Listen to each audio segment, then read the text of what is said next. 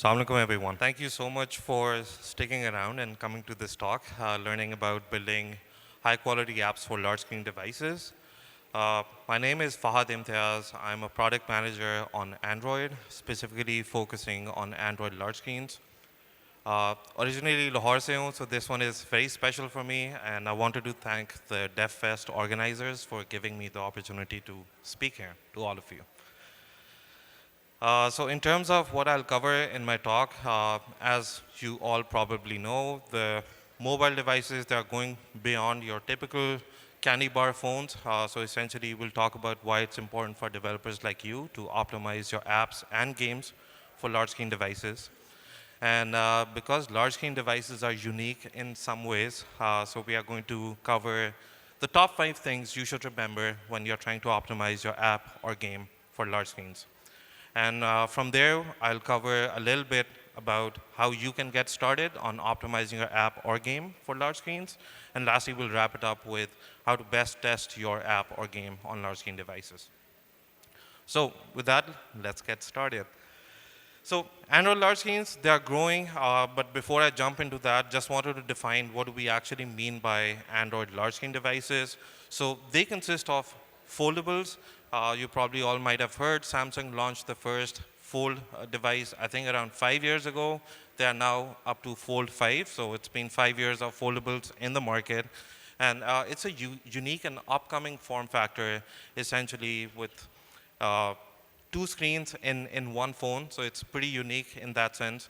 And IDC predicts that there will be over 100 million foldables sold by 2027. So we at Google, we are really looking forward to that moment when foldables will become mainstream. Tablets, on the other hand, they're a very well-known form factor. We all have probably used a tablet. But now Google, since Android 12L, has started baking in a lot of large screen enhancements within Android just to support the tablet form factor. And you all probably just heard Fahad talk about Chrome OS as well. So Chromebooks are also part of the large screens narrative. Essentially, Chromebooks run Chrome OS, but Android apps run inside of a virtual machine on these devices. And essentially, the number of large screen devices, they are growing rapidly.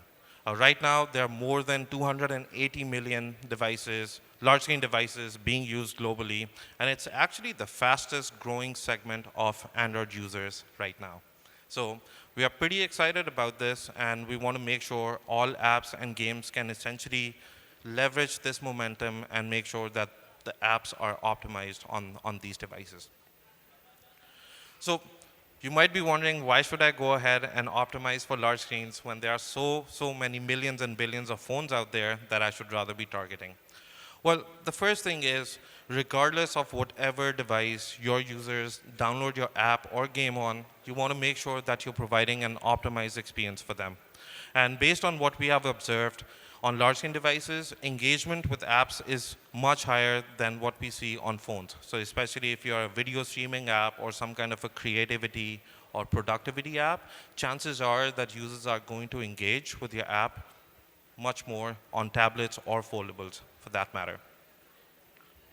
Looks like there's something messed up on the slide, so my apologies for that. The other important reason is you want to make sure that you're increasing visibility for your app on these devices. So based on some of the recent Play Store updates that came out earlier this year, if your app is not optimized for large screens, essentially Play Store will now show a warning to the user when they're about to install your app, saying this app is not optimized for tablets, as an example, which might essentially deter the user from installing your app, and they might just go up and install an alternative. And another key thing that was just announced by the Play Store team is that if your app is not optimized for large screens, your app is actually going to rank lower in the search results as well. So if I search for, let's say, a painting app on Play Store, Play is going to prioritize apps that are optimized much higher in the search results. So even from that perspective, it's very important that you go ahead and optimize your apps.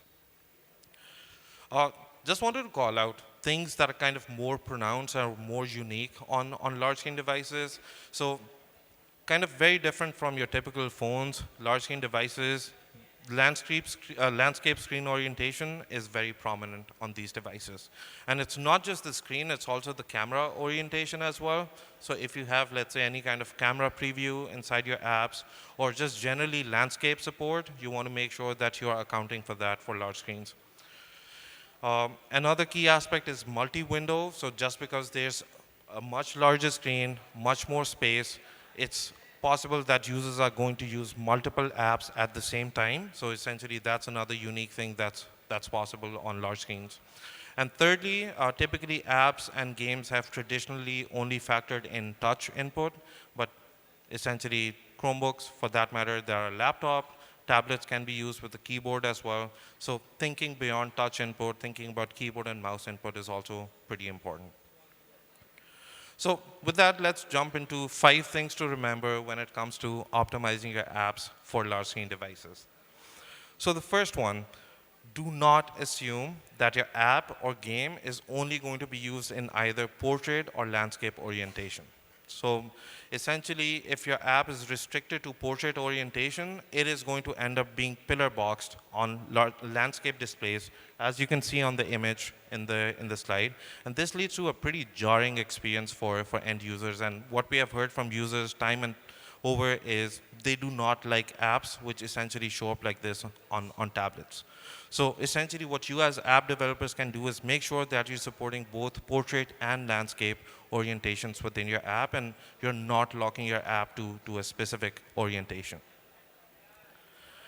The second is, many developers typically assume that apps are never going to be resized, but that assumption breaks very easily on large screen devices.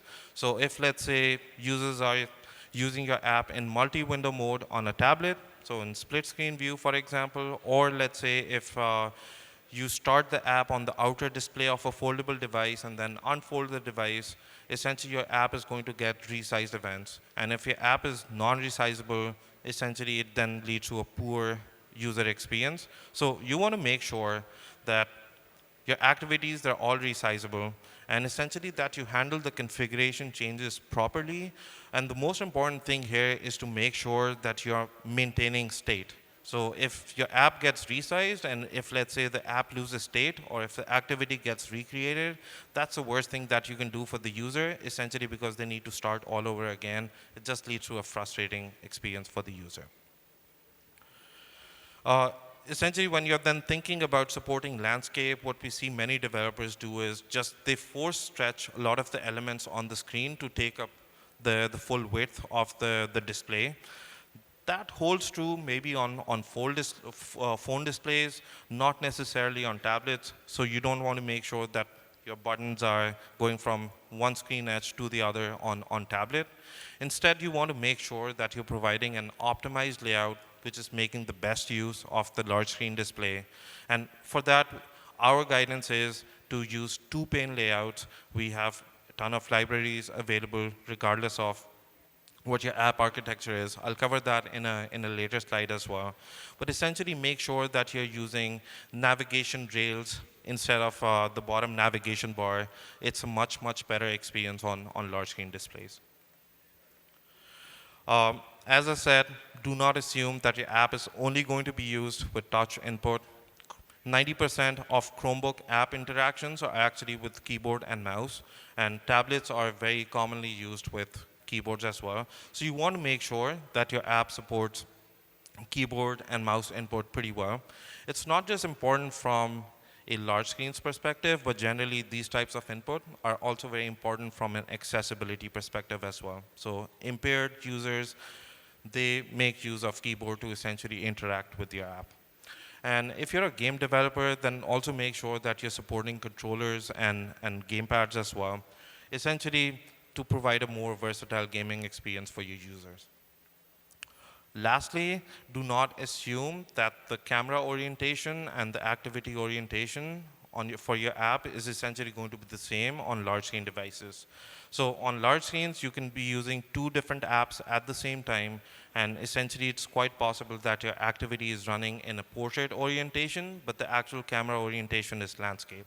So make sure that you're fully testing all the possible scenarios where camera is involved, and make sure that Your camera preview, it's not skewed or stretched, essentially to make sure that the user experience is great on these devices.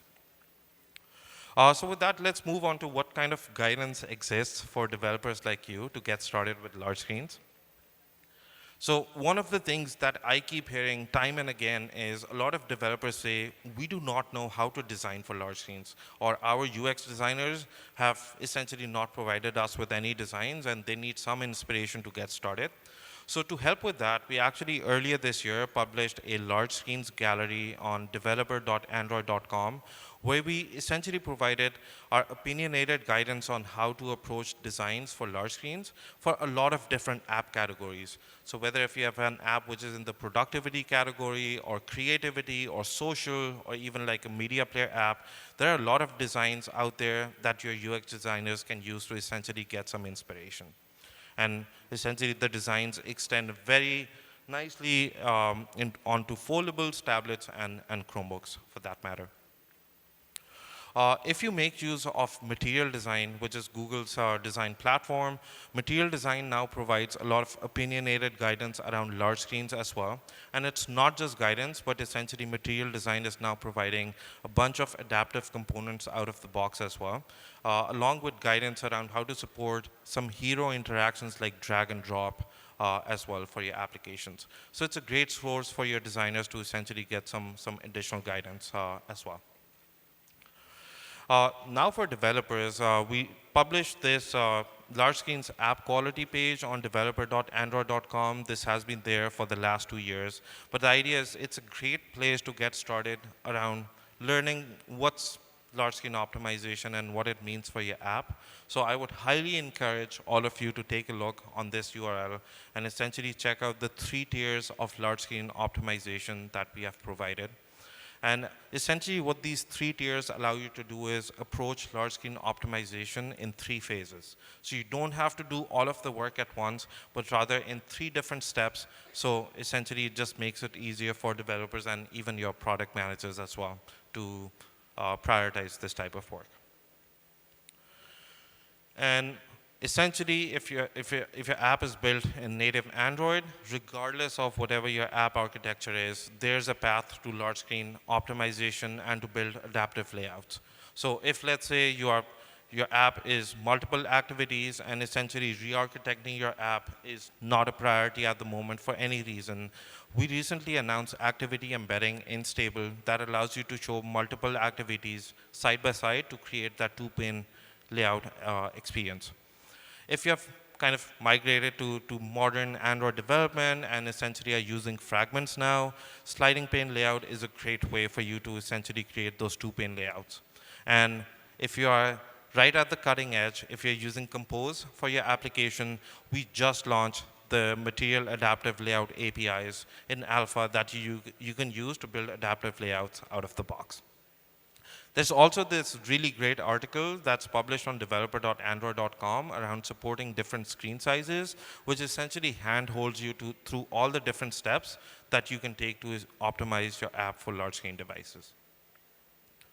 Another key aspect in large screen optimization is window size classes. So window size classes essentially is our opinionated guidance around how you should approach adaptive layouts.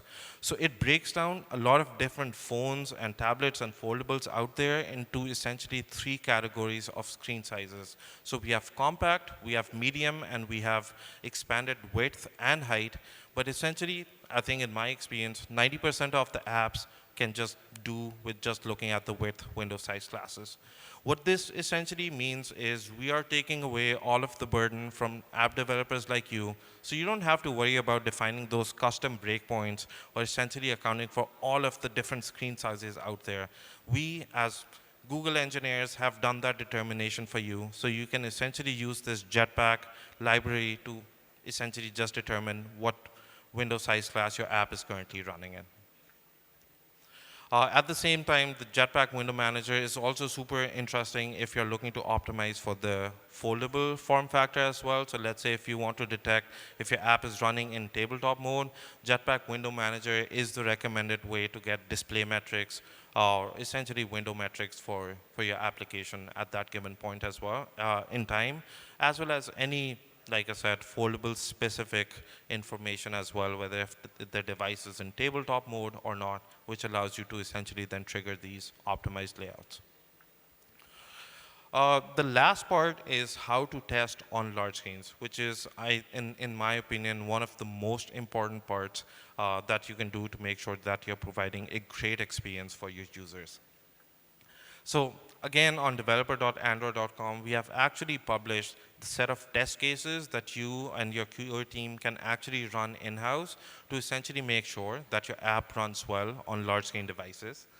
And you can use this as a start to essentially make sure that apps are running great on foldables, tablets, and Chromebooks. They're very easy to follow. The test steps are very simply written. Essentially, you as developers or anyone can just follow them and make sure that your apps run great. In terms of tools that are available to you, Android Studio now supports a bunch of different reference devices. So during your development time, you can actually write code and essentially see how the app looks like across these different form factors out there. So we now have phone, tablet, foldables, and desktop devices as part of reference devices. You can essentially see how your layout kind of spans across all of these. We also announced Resizable Emulator as an experimental emulator in 2022. So essentially what this emulator allows you to do is test your app on phone, tablet, foldable, and soon desktop as well with a single emulator image. So you don't have to load multiple emulator images to test across these devices. It's just a single image that allows you to test across all of these. And then lastly, we also announced earlier this year this ability to test with physical devices actually inside of Android Studio as well.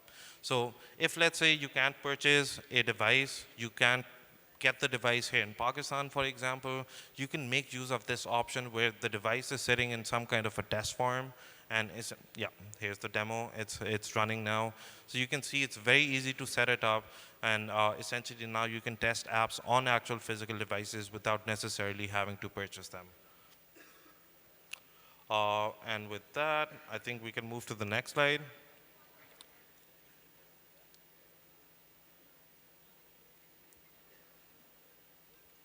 Cool.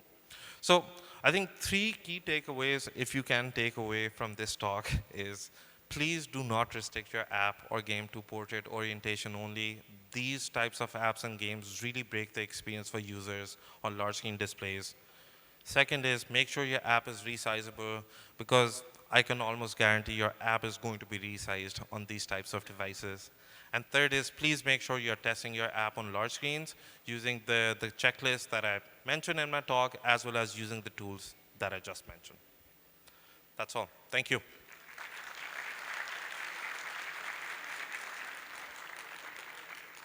Any questions? All right, lots of them. I think I saw the hand go up there first.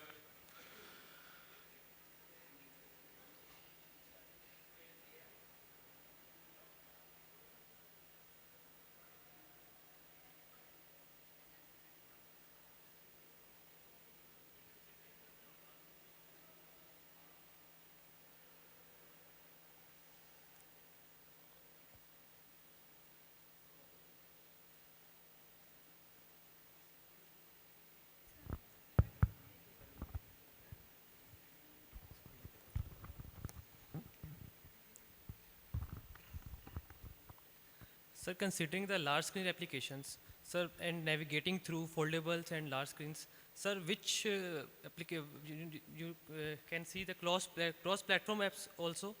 So, sir, which is the language or what, sir, we choose to develop in which it provides the best user experience on even the large screens? So that's the question. Yeah, so I think if I understood your question, you're asking whether if you can also use cross-platform technologies as well to build large screen apps, or is it just going to be native Android apps? Did I get that right? Yeah, so essentially you can use both. So let's say, for example, you're using Flutter to build your application. Flutter has started baking in a lot of support for supporting large screen displays. So things like display API that just came out, it's essentially built to make sure that your apps are accounting for large screen displays. I think when it comes to native Android development, Jetpack Compose is probably the best path for you to build large screen displays, not just for large screens, because Compose essentially is going to be a multi-platform toolkit. So you can use Compose, let's say, to build your app for Wear OS as well, or even for TV as well. So based on that, I would highly recommend checking out Jetpack Compose. As a product manager, when you are writing specs uh, for the apps that will be placed on the large screens, please highlight just one main thing that you have to keep in mind uh, for those Android apps that will be placed on the big screens. Any one main thing that you would like to highlight? Just make sure you're supporting landscape mode. That's it. Do not restrict your app to portrait only. Firstly, Assalamu alaikum. My question is that as new technology is coming and like human AI pin, there is no screens will be. तो आप किस तरह tackle करेंगे Android development को उस जब screens ही नहीं होंगी लाइक प्रोजेक्शन है तो उसमें हम हमारे पास एंड्रॉयड वॉच है उसके अंदर भी प्रोजेक्शन होगी तो वो आप कैसे मैनेज करते हैं उसको Yeah. Thank you so much for asking that question. I think that's an excellent question. I think that's true. That's definitely where we think maybe the future is going to be. I think our guidance right now for developers is to build adaptive apps, essentially apps that are going to adapt to any surface where they are running, whether if it's a 2-inch display or whether if it's a very large display like a TV. To your point, maybe where displays are no longer even going to be there, if it's just going to be projection, or if you start thinking about use cases like XR, where let's say there is no display, but essentially the user is looking at things through augmented reality. I think even in those cases, some kind of app layout is still involved. And in those cases, you still want to make sure that you're providing a great user experience. That said, that's definitely way ahead in the future. So you also want to make sure you're catering to your users today as well. So definitely, yes, I think to answer your question, I think right now the guidance is start building adaptive layouts so that you're accounting for current form factors, but also as the technology evolves as well, that should set you on the right path for that.